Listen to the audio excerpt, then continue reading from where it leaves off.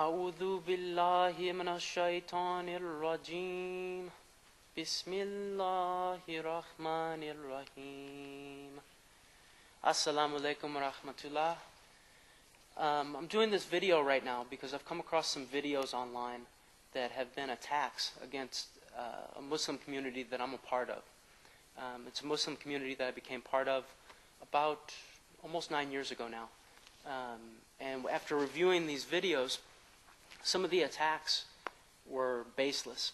And I thought it would be very confusing for potential Muslims or Muslims who are looking for the right path within Islam, which becomes more and more difficult in these days that we find ourselves in now. And I wanted to clear a couple of those things up. The Muslim community I'm speaking of is the Ahmadi Muslim community. It was founded a little over 100 years ago by Mirza Ghilam Ahmad of Qadiani, India, alayhi salam.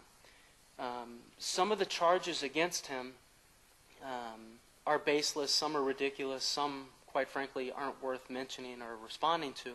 But there's a couple of them that I'm going to start with that are a little more simple and might cause some confusion in some people's minds. And some of the groups that criticize Mirza Ghilam Ahmad in his day, they don't exist now. So you can't judge their works. They basically didn't go past a generation.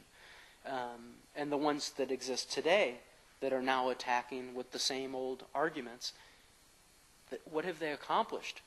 You know, so if I look at the fruits, many of these groups who attack are responsible for fanaticism, are responsible for attacking Muslims, or declaring Muslims kafir, which is another big topic that I think really needs to be addressed within the Muslim world.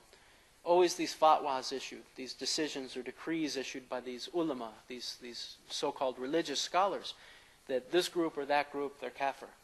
And this, of course, was done in Pakistan in 1973, actually written into the constitution of the government that Ahmadis are kafir. And this is one of the arguments also used on the one of the critique videos against Ahmadi Muslims.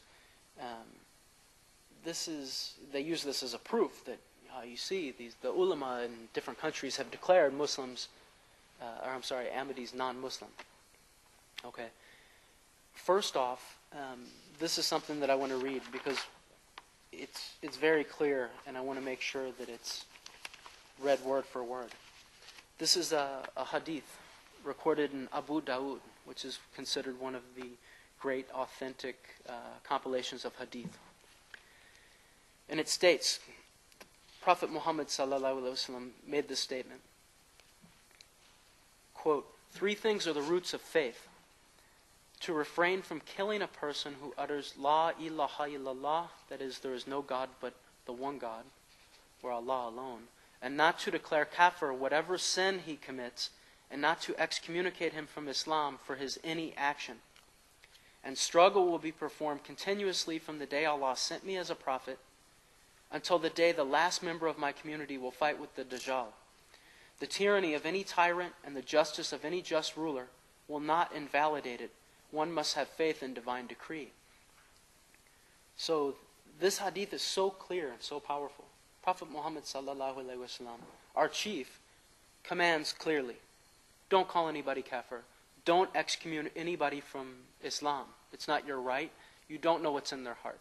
And so for these groups who are constantly bickering over these fine points and declaring each other kafir over these points, and then can, go on to bomb each other's masjids, murder each other, assassinate each other's leaders, this is what's led to the world of, the modern world of Islam, which is filled with mischief.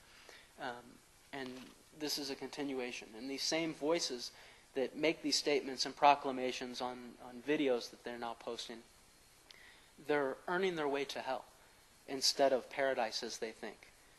Nowhere in the history of religion, of the pious prophets, of Dawood, of alayhi salam, of Solomon alayhi salam, of Musa alayhi salam, Isa alayhi salam, did they go around pointing the finger, calling people kafir.